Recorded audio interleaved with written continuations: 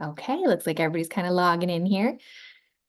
Thank you for joining us today. My name's Samantha Hooker, and I'll be the moderator for today's cafe.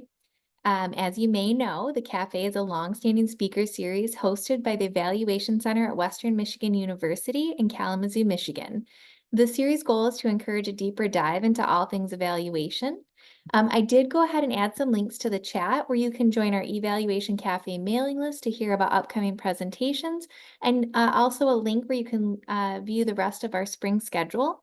And we hope that you'll be able to join us for future presentations. Before we begin, we do want to take a moment to acknowledge the history of the land we're on.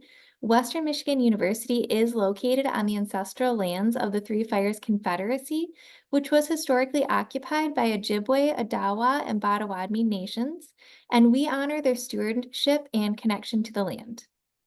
Today, we're happy to be joined by Daniela Schröter, Associate Professor, and Lyssa Becho, Principal Research Associate, both from Western Michigan University, along with Bianca Montrosse-Moorhead, Professor at the University of Connecticut. If you have any questions during the presentation, please feel free to enter them in the chat at any time. You can also use the reaction button to raise your hand. And with that, I'm going to hand it over to our presenters.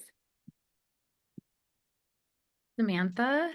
And hello, everyone joining virtually and to those who are in the room at the Evaluation Center. We are excited to be with you all here today to talk about the Garden of Evaluation approaches.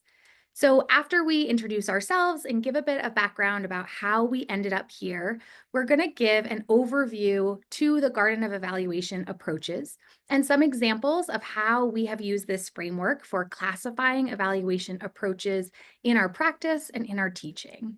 So we're going to leave a fair amount of time for questions and discussions at the end because we really want to hear from you. We want to hear what you think about the garden as well as how you might use it in your own work. So we want to start off with a question for you all to get you in the mindset, but also to give you some space between your daily work and this lunchtime talk. So in the chat box, for those of you virtual or for those of you in the room, you can share with the person next to you. What is your favorite garden, park, or natural space, and why? So what is your favorite garden, park, or natural space? Again, you can share in the chat box, or for those of you in person, share with the person next to you. I'll share that one of my favorite natural spaces is actually a cedar forest in Northeast Vermont.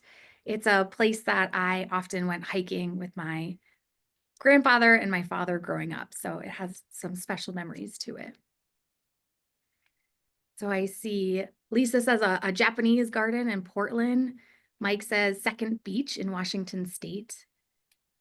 Val says Bishop Garden at the National Cathedral. Beautiful. Redwood trees in Northern California. Oh, those are beautiful, Robert. Yeah. Jody says the ocean near any quiet beach. Yeah, these are all wonderful. Val says any national park, right? Yeah, thank you so much for sharing those. So we can move on to the next slide, Daniela. Whoops, There you go. So the Garden of Evaluation is a collaborative effort between Bianca, Daniela, and myself. So as Samantha mentioned, Bianca Montrosse-Moorhead is a professor at the Neag School of Education at the University of Connecticut. Daniela Schröter is an associate professor in the School of Public Affairs and Administration at Western Michigan University. And I am a principal research associate at the Evaluation Center at Western Michigan University. So our work on this garden really grew out of 4 areas of motivation. So we are all evaluation educators, Daniela and Bianca within the university setting, and myself working mainly in strengthening evaluation capacity of evaluation practitioners and consumers. We have also continued to engage in evaluation practice ourselves, conducting evaluation studies in a variety of contexts. We also are engaged in research on evaluation, particularly research around how and why evaluation theories are used in evaluation practice.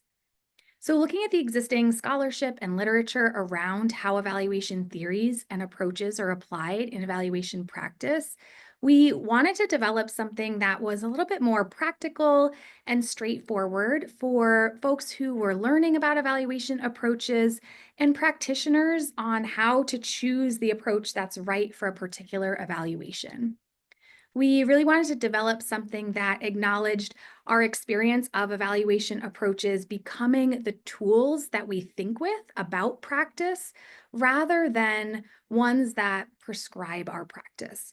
So, after many hours of discussions and drafts of writing, the Garden of Evaluation Approaches came together. So, why a garden? Well, we wish we could tell you it's because one of us is an expert gardener, but the matter of the fact is that we are not. So if we go to, I think, 2 slides in, you can see a photo that Bianca took of her own raised garden bed in her backyard.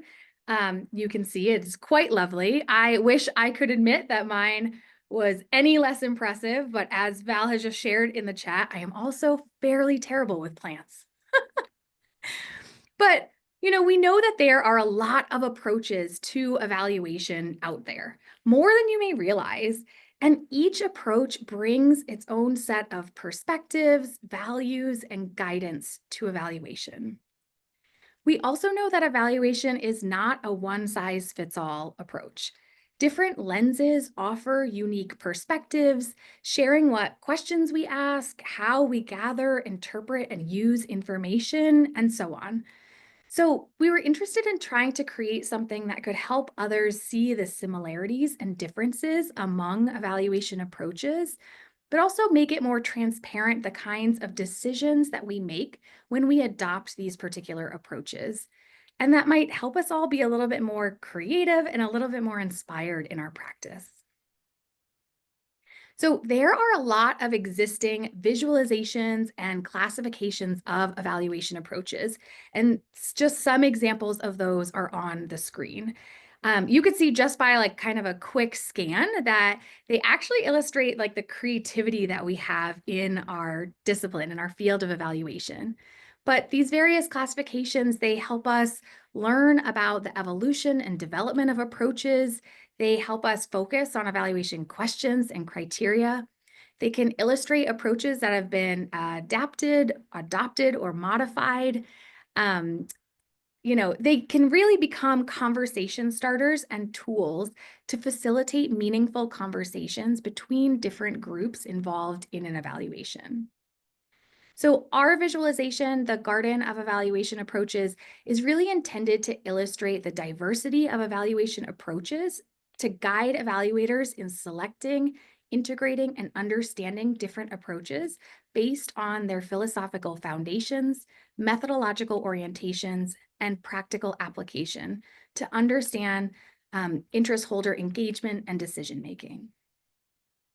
So we began by really identifying characteristics of evaluation approaches and then rating each approach on those different dimensions. So first we tried to visualize these differences with a radar chart. So you can see those initial radar charts on the screen. But when we put them side by side, it just didn't work, right? So visually, you can see that the approaches are different overall, but it's really hard to see the individual differences in each of the dimensions. Throughout our conversation, Daniela kept coming back to an ecosystem metaphor, saying, sort of jokingly, that maybe there's a seed that falls off of the evaluation tree and it creates a flower which continues to grow and evolve.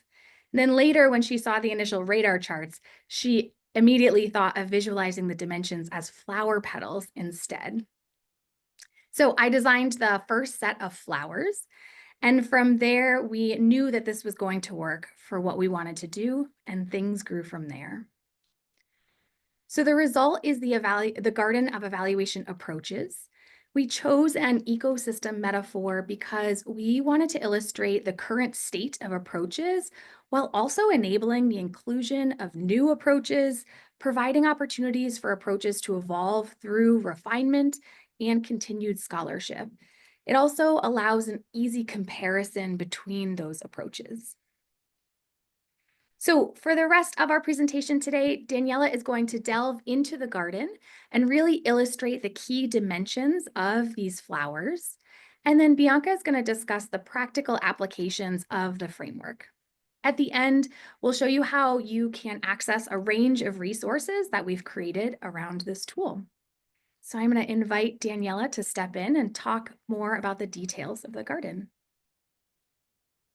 Well, hello. So, what is this garden? It's a visual framework that maps and compares diverse evaluation approaches, illustrating their philosophical foundations, methodological orientations, and key aspects of practice to help evaluators make intentional, informed, and context-specific choices.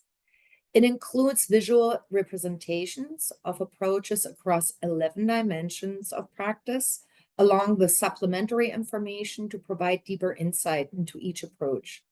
Building the garden of evaluation approaches has been quite an adventure, and the three of us have had quite some fun bringing it to life.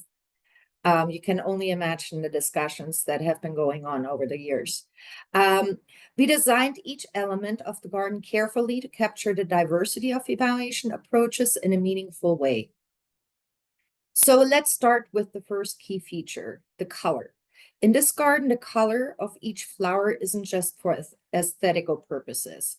It presents the philosophical foundation or worldview of that approach. So just like in nature, every color has a meaning. Now, at the center of each flower, there's a circle, the pistil, which is a unique pattern. Again, these aren't just decorative. Instead, they present the methodological preferences of each approach, whether an approach leans toward quantitative, qualitative, or mixed methods. The pattern helps distinguish how it structures and interprets the data. So between the color and the pattern, each flower tells a deeper story about the approach it represents. It's like a botanical guide to evaluation, one that helps us see the uniqueness of each approach and how they connect within the broader landscape. So the remaining dimensions include 8 flower petals. The first 2 are values and valuing. For values, we ask how much the approach helps us in identifying and incorporating values in evaluation. For valuing, we examine if and how the approach guides us in determining the merit, worth, or significance, and whether that process is more explicit or implicit. You will notice that these petals are often missing, which might cause a whole other discussion in evaluation. Next, we have activism for social justice. This dimension looks at how much an approach encourages explicit action in support of a cause, and whether it positions advocacy or activism as a central goal of the evaluation. The next dimension is context, where we examine how much an approach guides evaluators in considering the role of context within an evaluation, whether that means cultural, social, political, or environmental factors that shape the process and findings. Promoting use is the next dimension. Here, we assess how much an approach helps us ensure that evaluation findings are not just collected, but actually applied, whether for decision-making, policy changes, or improving programs. The next 2 dimensions focus on engagement in the evaluation process. First, we have breadth. That looks at who should be involved. Does the approach provide guidance on including different types of people? Depth examines how they are involved. What role do evaluation contributors play in shaping the evaluation? The final dimension is power dynamics in decision-making. Here we examine to what extent the approach guides who is involved in evaluation decision-making and how that power is distributed among these decision-makers. We gave approaches numeric ratings corresponding to where they fell along the 8 petals. These ratings are based on a rubric that we developed. The length of the petals can range from a 0 to 3. A 0 indicates a missing petal and means that there is nothing written about the petal. Numeric values of 1, 2, and 3 are ordinal within the definition of the specific petal, so they're not comparable between petals. Pulling these visual elements together, a garden of evaluation approaches begins to grow. There's one big caveat, and I want to remind everyone, these flowers are here to map out approaches, not to rank them. Bigger petals don't mean better, and perfectly balanced petals aren't a goal either. After all, beauty is in the eye of the beholder, and in our case, the written literature. So let's resist the temptation to judge them that way. Remember, evaluation isn't a one-size-fits-all kind of garden. The best approach for one evaluation might not bloom as beautifully as another. So here it is, the garden as it's grown since the original publications in the American Journal and the Journal of Multidisciplinary Evaluation. Both articles are open access and freely available, and you should be able to get to them through the QR code presented here. This expanded version adds 8 new flowers to the original 7, bringing the total to 15 evaluation approaches. Each flower follows a shared structure, 8 petals representing key dimensions and a circle reflecting methodological preferences. Yet no two are exactly alike. The length of each petal highlights the emphasis an approach places on different dimensions, such as values, context, or power dynamics. Colors distinguish philosophical paradigms ranging from post-positivist to transformative and indigenous perspectives, while patterns in the centers indicate the lens toward quantitative, qualitative, or mixed methods. Together, these flowers illustrate both the diversity and interconnectedness of evaluation approaches. The garden is designed to be flexible, helping evaluators compare, adapt, and select approaches that best fit their specific contexts and needs. So you might ask, so what's behind those flowers? So we have these pretty flowers, but they don't tell you much without any additional information. Each of these flowers is backed by a handout. You can access these handouts via our Project Vita or the Open Science Framework page. If you're on the main OSF page, you'll want to scroll through the components part to see everything we have posted. You can also use our Project Vita, which takes you directly to the handouts. Once you're on the handout page, look under the Files section for the file you want and click it open to get to the handout. To illustrate our handout, for this Evaluation Café, we're using the Eyes for Gems approach. I love it because it's like a long abbreviation and the flower is very balanced, right? Eyes for Gems stands for Inclusive Systemic Evaluation of Gender Equality, Environments, and Marginalized Voices. Remember, although this flower is fully grown and balanced with ratings of 3 on all petals, it does not present a better approach than others with less balanced petals. Rather, different approaches should be chosen based on the purpose of the evaluation. Each handout begins with an introductory paragraph, the flower legend, and a citation. Next follows a table. It includes 3 key pieces of information: the petal dimensions, the ratings we assigned, and the evidence supporting that rating. A few things to note as you go through it. So the dimension column includes both the guiding questions for each dimension and a brief definition to clarify what it represents. The evidence column contains information from published resources that justify the rating we assigned. The table is followed by 2 new elements, including things that have been evaluated with the approach and the timing of the evaluation. We call it things that have been evaluated because there are so many possibilities, from projects to personnel to programs and policies and so on. The timing refers to the evaluation life cycle in which the approach has been used. Next, we provide high-level overview of the steps for implementing the approach in practice. Again, this is derived from the literature and directly linked to the sources we used for creating the handout.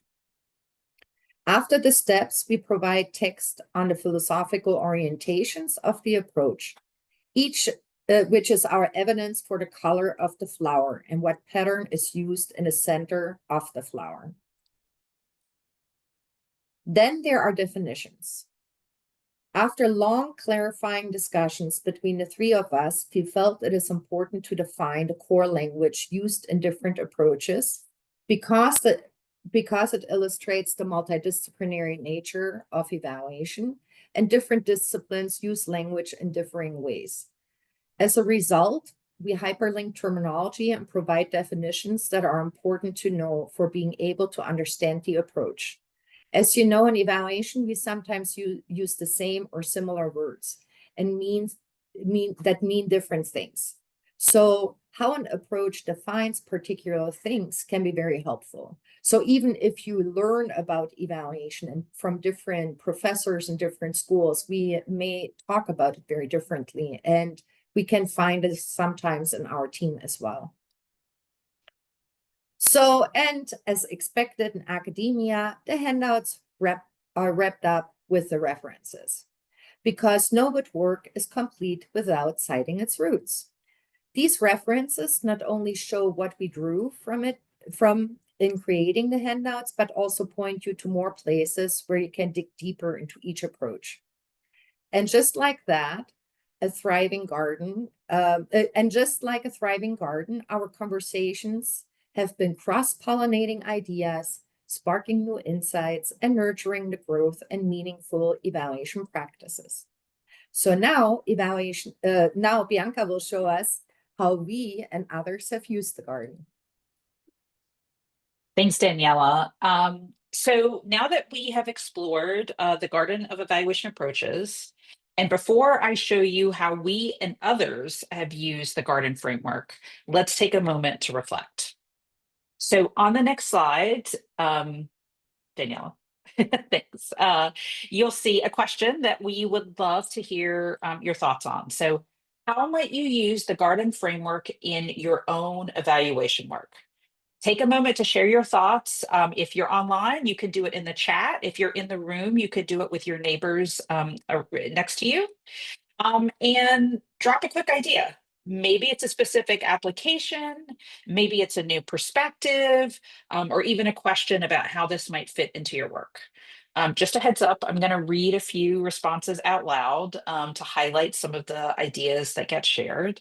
And I'm looking forward to seeing to see the garden growing in your own practice and how you're thinking about that. So I'll give everyone a moment to write and start chatting or putting things in the chat online.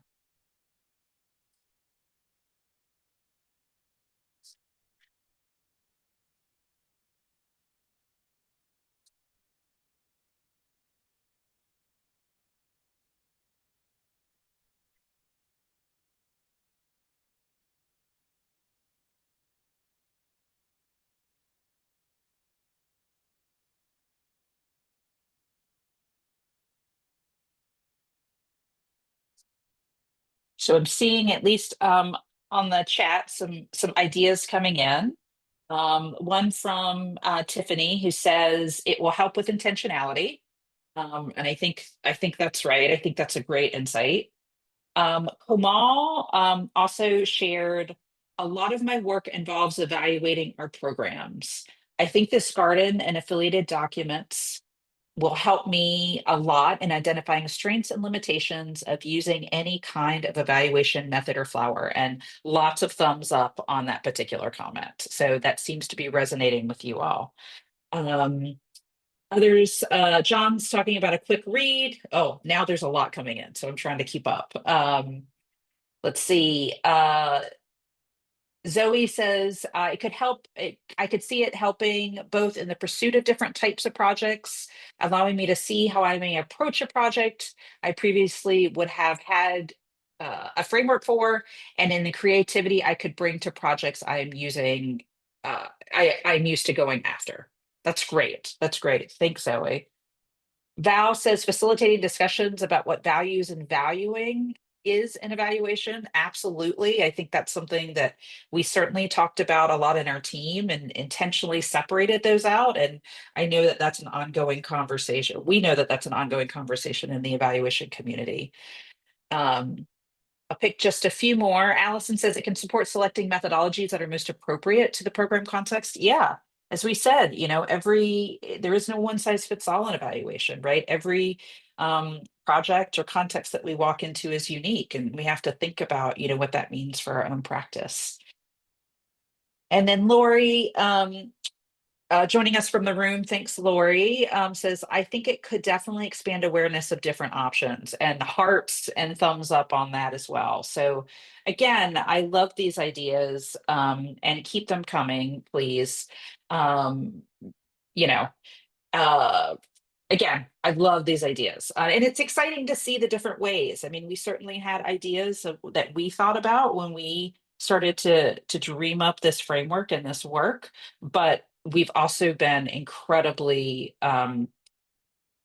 like just blown away by the ways in which folks have shared how they might use this in their own work. So if you think of more ideas, keep putting them in the chat. Also, we are happy to chat about this stuff. So please reach out to us, or explore the resources that we've shared. Okay, so now I want to talk a little bit about how we have used this. So first, Daniela and I have applied it in our courses at Western Michigan University and the University of Connecticut. Daniela used it in an undergraduate class, which is what you see on your screen here, where she asked students to compare one approach from each paradigm and write a paper. So each student looked at 5 approaches total. The purpose was to help students deepen their understanding of evaluation methods in a hands-on, engaging kind of way. And so in this assignment, students analyzed each approach's strengths, weaknesses, and practical applications as a way to gain insights into how different approaches align with real-world projects. Students then, in groups, applied their learning and identified the approaches that would work best in planning evaluations in a particular context. The context that Daniela gave them is planning evaluations for the educational programs offered by the Air Zoo Aerospace and Science Museum in Kalamazoo, Michigan. Right, so it was based in the context in which this class was happening. These students, right, were studying. This assignment is currently being replicated in Daniela's class using the expanded Garden of Evaluation. And so students have access to many more approaches to choose from. So not just the 5, but the expanded garden that was shared earlier. And in this replication, students are applying their learning to a sports camp of the Michigan Blind Athletes Association. And just FYI, look for a quick shout out for this organization in the chat, which I'm going to do right now. Okay, so that's one example. Another example is application of the Garden of Evaluation approaches and seeing how students engage with it to develop evaluation flowers. So in PADM 6780, which is a course on program evaluation that Daniela teaches at Western Michigan University, graduate students take an active role in classification by selecting an evaluation approach that has not yet been publicly mapped or disseminated through our garden work. And through their own research and analysis, students classify an approach using the garden's dimensions, and thus they're actively engaged in and contributing to the ongoing conversation about evaluation approaches, right? And this makes a lot of sense for graduate students to do. Some students even take this work further, co-authoring handouts with us, like the one created for the success case method. And in this class, student groups then apply the garden in real-world contexts weaving together evaluation approaches for, again, projects. And an example of a project that they've done is an organizational DEIA evaluation of the Air Zoo Aerospace and Science Museum, that was done in 2024.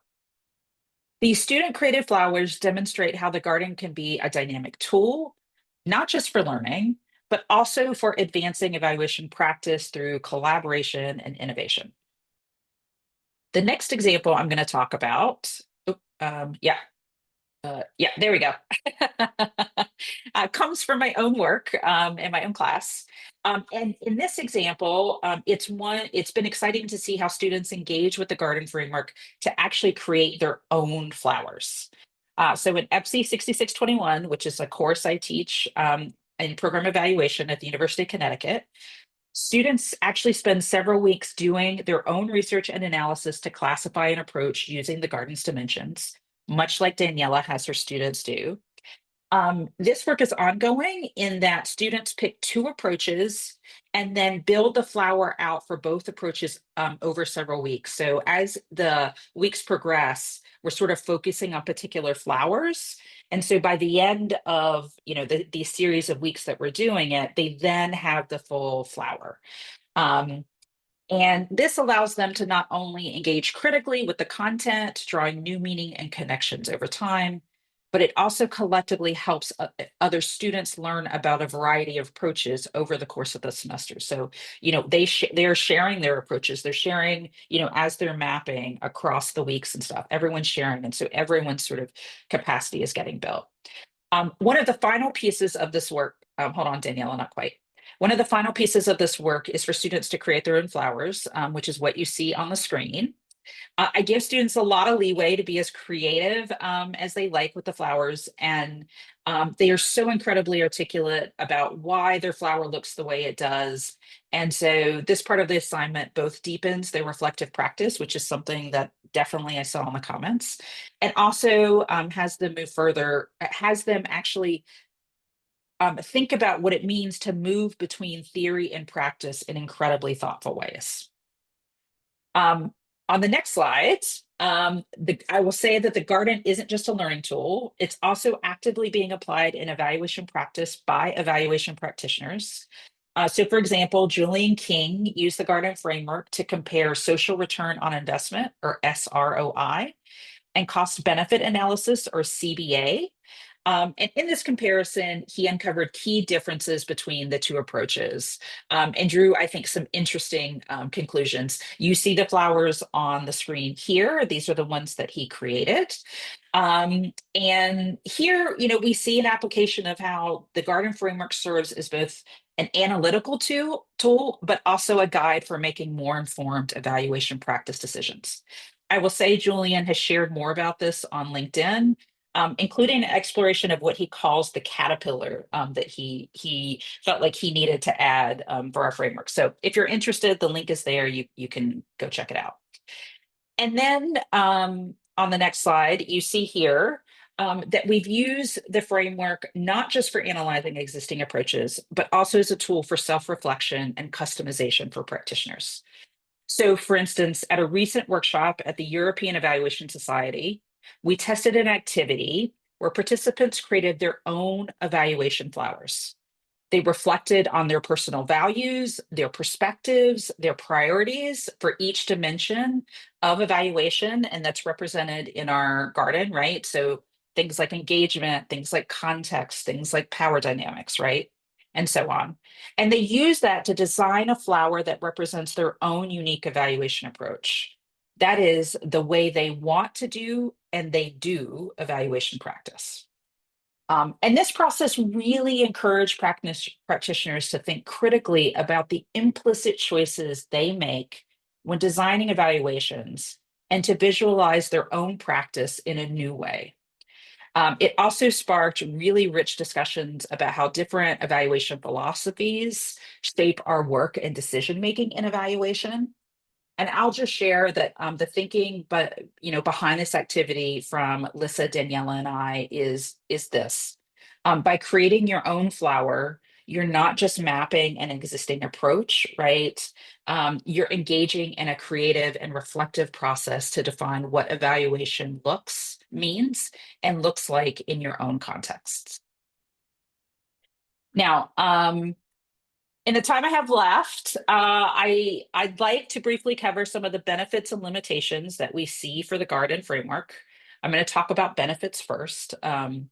And so, next slide, please.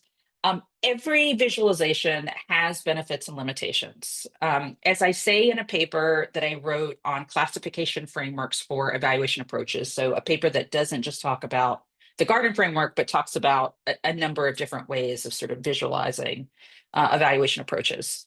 One of the points that I make in that paper, myself and the co-authors, is that visualizations bring some things into focus and put other things in the background. That is the nature of visualizations. That is just how they're created, right?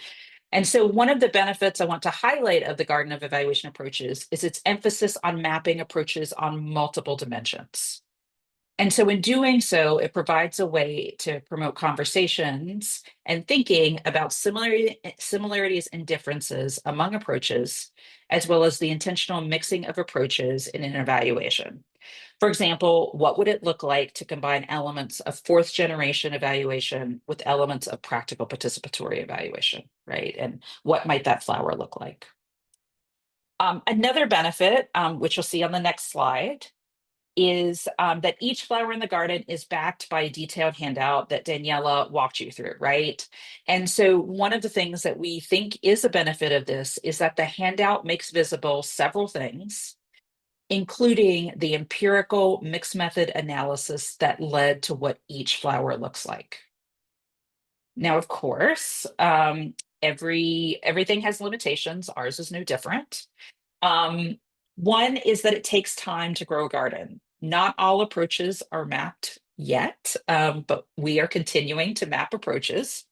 The garden also reflects the complexity of practice. And what I mean by that is it can take some time for someone to understand the structure in order to be able to use it in their practice. We also know that there are more characteristics of evaluation approaches that could be integrated into the garden. For example, we're currently talking about how to adequately represent context and culture in the garden. And lastly, we also always acknowledge our own positionality and values and actively reflect on it in doing this work. And so that's not necessarily a limitation, it's just an acknowledgement that we bring the frames that we bring. And because of that, right, we are bringing our unique lenses and our unique positionality and values into that. And we just sort of acknowledge that. And so with that, I am going to turn it over to Lyssa. You. Well, we have a few more resources we'll share at the end, but what we want to do right now is really open it up to your questions and comments. I know that there are a few in the chat already, but I also want to give you some time. Someone asked about the slides. I have that link right here for you. So not only will this Eval Cafe presentation be available in a recording, but the slides are right there for you. So I know in the chat, Miles asked, now I have to find it again. Miles asked, how did you decide which approaches to include or exclude from your garden? And Jessica asked a very similar question, so I'm going to throw that in there as well. Is there a reason these approaches were selected over others for the purpose of the garden?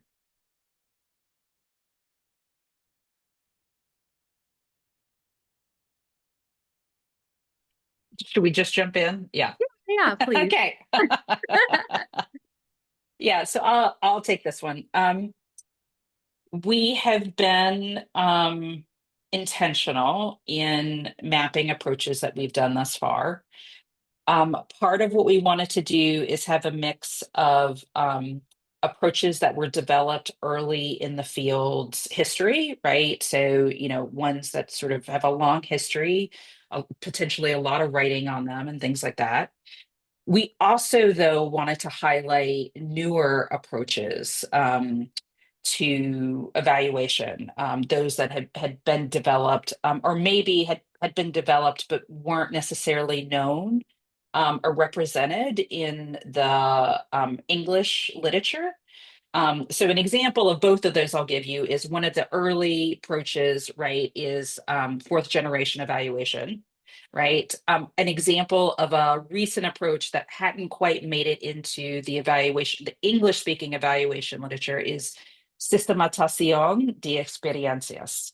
It has been practiced a ton in Latin American context. It is written about in those contexts, but it's new in the English speaking world. And so so that was sort of one dimension that we thought about. Another dimension that we thought about was approaches that were developed in North America or Europe, right, which tend to be many of the approaches we see in many of the existing classifications and things like that.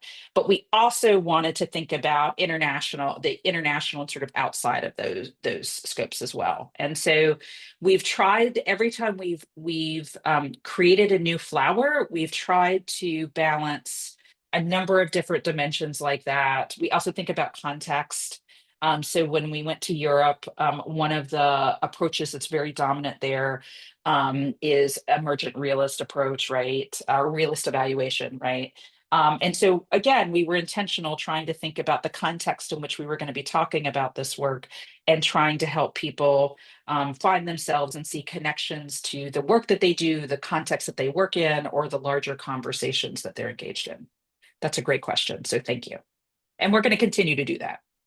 And I also want to add that, and it's funny, Lori just put it in the chat. She asked, can you say a bit about how you decided if a set of ideas was really an approach per se? And I wanted to add that into this conversation about how we chose which approaches. In the chat, Miles put the link to the approaches listed on the Better Evaluation site.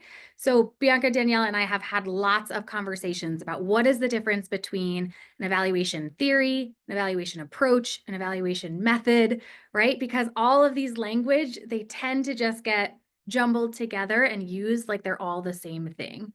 And so we really intentionally wanted to choose things that we felt like were full approaches. And so really thinking about is the literature out there addressing all of the dimensions of the flower per se, and is it really an evaluation approach? I think there's a really good description in the American Journal of Evaluation publication on that, if you want to read more. Can I jump in on that? So when you think of theory, it's more the underlying dimensions of the Garden framework, right? They're part of evaluation theory. And then models and approaches are often used interchangeably. And models, as a model, we see like the fullest communicated flower. We decided to go for an approach because it also encourages development. So you will see flowers where petals are missing.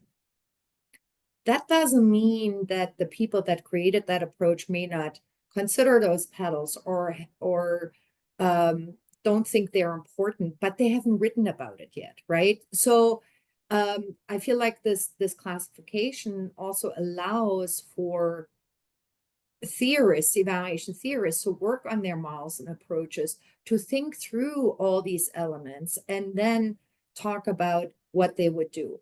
Like when it comes to the success case method, for example, the flower currently is being based on the literature, but we also did an interview with Brinkerhoff, who originated the success case method, to talk about all these dimensions. And the flower will look very different.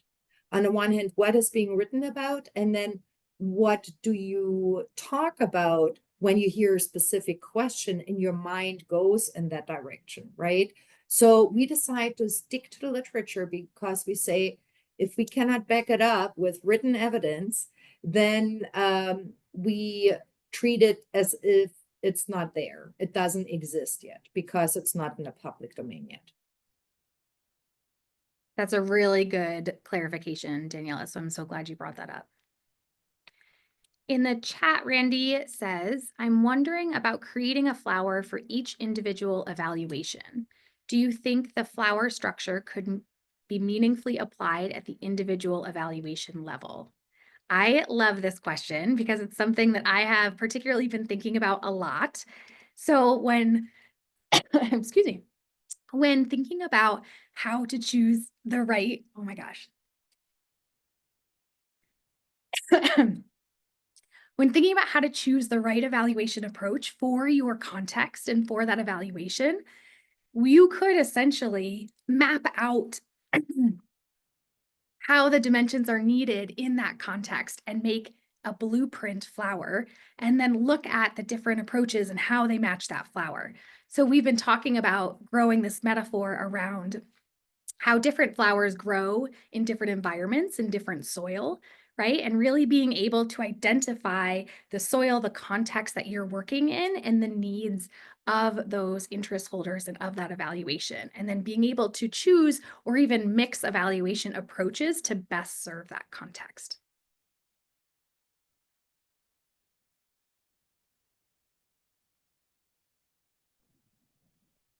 Hi, everyone. This is Brad Watts in the room at the Evaluation Center. Can I jump in with a question? Please do. All right. I was wondering if you could walk us a little bit through your process for selecting the dimensions that would make up the petals of each flower, because I think that's really important to, ultimately sort of how these end up looking. For example, if you're including dimensions that are kind of rare, it's going to make the petal or make the flowers oftentimes look unfilled. And the opposite's true as well. And I'm sure that that was a difficult decision to select those.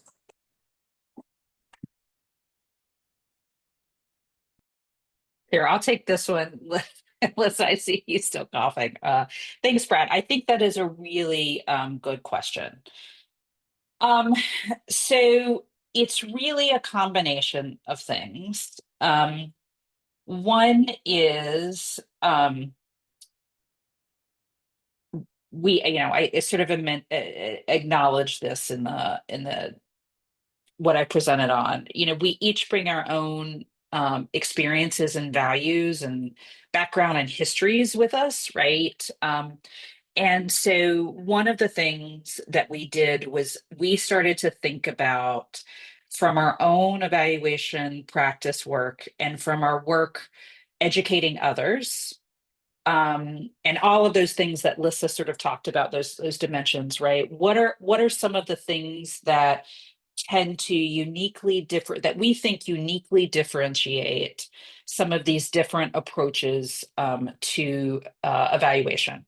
Now, I will say the three of us came having had substantial education in a variety of approaches and having worked with some of the authors of approaches that you will find in the various classification visualizations that are out there, right? So we brought all of that to bear to start to think about what are the unique aspects there. So that was sort of one element that we came at it with.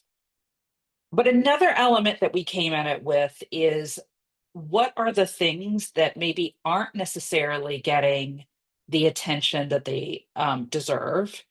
And that we think actually would be helpful for people to sort of understand, right? And so one example of this is, and I'm going to use the history. In the various versions of the evaluation theory tree, the branch is always called valuing. And it is and they place the folks on that branch because if they had one chip, and Marv and Tina talk about this, right? If they had one chip out of methods, use, and valuing, where would they put that? Where's their sort of primary place for that? And so everyone on that particular branch is concerned with valuing. So how we arrive at our evaluative judgments. What process do we use to engage in that process, right? And have very clear ideas and very clear thoughts about that. They don't all do it the same, but they all talk about it, right?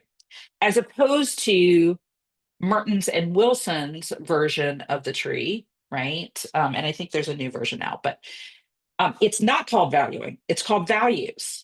And they actually mean something different when they say values, right? And so part of what we were also trying to do is help bring some clarity around as Daniela said, we use lots of terms in evaluation. We're a multidisciplinary field. Sometimes we use similar terms or very near terms, and we're not talking about the same thing.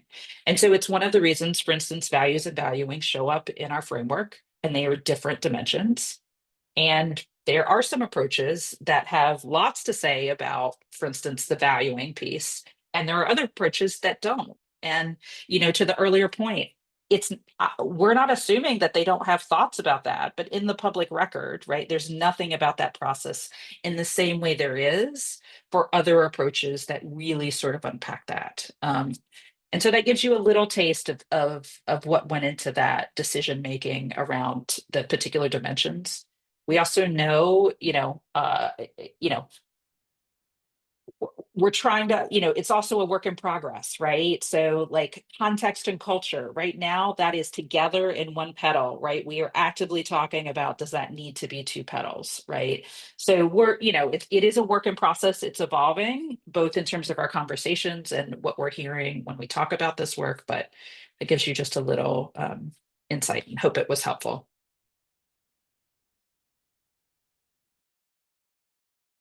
So Zoe asked a question in the chat that says, have you seen this used for evaluation teams to help align the team around what they're doing and want to be doing?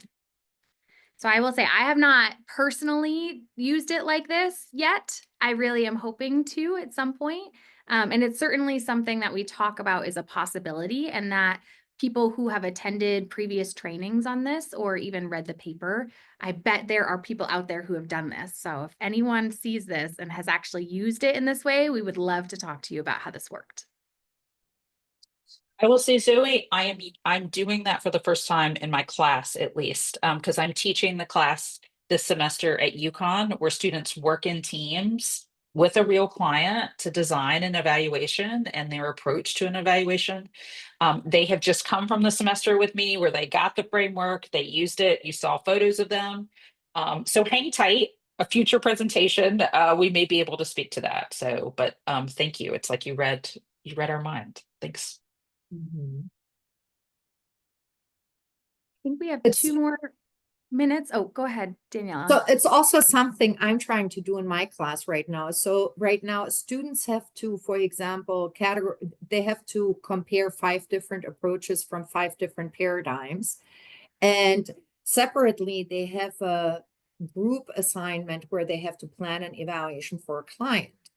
So within their groups, I ask them to maximize the number of approaches they will review within a group, so they're familiar with a larger variety of models and approaches as they enter their planning process, so they can make better decisions about what parts of what approach may be working better in what context.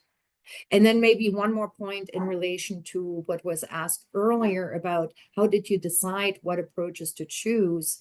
So first we were very purposeful. Like later on, we are more like, oh, I'm also working in training development evaluation. So you will see a lot of training development evaluation sorts of approaches coming in. We are fully aware that there are many big approaches that we have not categorized yet. But there's a lot on those approaches out there, and a lot of people have read about those approaches, have been exposed to these approaches. There's workshops on those approaches. So let's say, for example, utilization-focused evaluation is very dominant, and most people know about this approach. So we really try to purposefully pick and choose approaches that have not received that attention, to also move that attention to these approaches.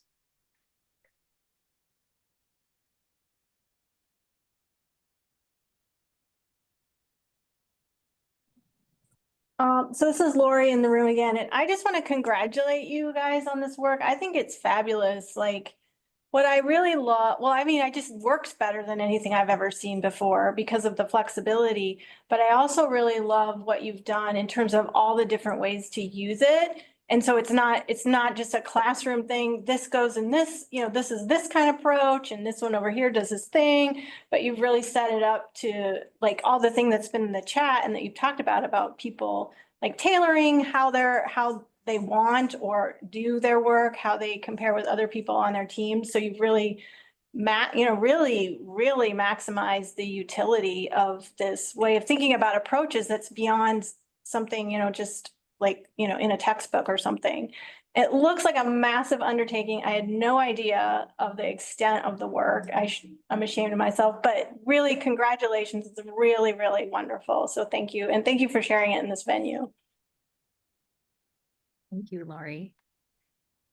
While we wrap up, we're going to share a few final resources, but we do want to ask you a question, because we're always building evaluation capacity and thinking about this, but we would love to hear in the chat, what is one key insight you've gained from today's presentation? So you can write that in the chat while you're thinking about it. And then Daniela, do you want to close us out with the final resources, or just, I guess it's a reminder of the resources? Well, yeah. So, okay, I already missed that slide. I'm like completely overwhelmed with clicking and reading and thinking. So let's wrap this up and dig into what makes this garden of evaluation approaches such a powerful tool for practice. So first, evaluation approaches are as diverse as flowers in a garden. There's no one size fits all. And just like different plants thrive in different conditions, the approach you choose should be carefully selected based on your context, purpose, participants. A thriving evaluation practice, like thriving garden, requires thoughtfulness, adaptability, and care. Second, the garden is here to help you navigate this diversity. It's a tool to compare and cultivate different approaches, giving you a clear way to see similarities and differences. Instead of guessing which approach to use, you can make intentional and informed choices, whether you're evaluating a program, designing a study, or guiding a team. But we don't just observe gardens, we also get our hands dirty. This framework encourages mixing and experimenting, just like companion planting helps a garden flourish. Blending evaluation approaches can create a richer and more meaningful insights. The garden also makes evaluation more accessible and engaging. Whether you're working with stakeholders, funders, or colleagues, it provides a shared language and a visual way to discuss evaluation choices. And finally, the garden is an invitation to grow, to experiment, reflect, and cultivate your own evaluation philosophy. Designing your own evaluation flower allows you to get your hands in the soil, exploring what matters most in your practice, and making evaluation feel more personal, dynamic, and alive. So as you step away from today's session, we encourage you to dig in, experiment, and cultivate your own approach. And thank you for sharing all these ideas around what you will take away from the presentation today. So thank you for joining us in engaging in this thoughtful discussion. And maybe Lyssa wants to pick up a couple of things from the chat before our final slide.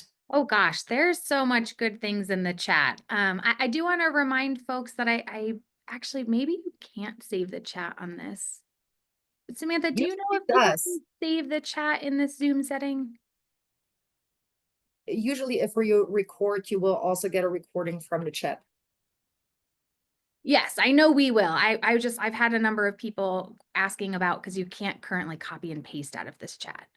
But there are really wonderful things, and we'll make sure to save it. And if you need any of these links or comments, please feel free to reach out to us. I think the final slide has all of our direct email addresses. We would love to hear from you. Yes, please reach out and connect and tell us what you're using. Any questions you have, please send those our way. We're looking forward to any follow-up questions, ideas, and would love to continue the conversation down the road. So thank you again, and we hope you leave today feeling inspired and ready to cultivate new possibilities in your own evaluation work and, build our evaluation garden. Thank you so much, Daniela, Lyssa, and Bianca. I did see a question in the chat about recording, and the recording will be posted on the Evaluation Café site. We'll also have a link to it in those emails we send out, and there'll be a social media post as well where you can access it. So we will definitely share that. I did go ahead and put the registration to join our email list in the chat just now, and also the link to our upcoming presentations. So we hope that you'll join us for our next cafe on February 26th. We'll have Sherry Event with us, who'll be giving a presentation on approaches to data integration and effective reporting and mixed method studies. We hope you have a great rest of your day, and hopefully we'll see you in 2 weeks. Thank you. Thanks. Bye, everyone. Thank you. Thanks.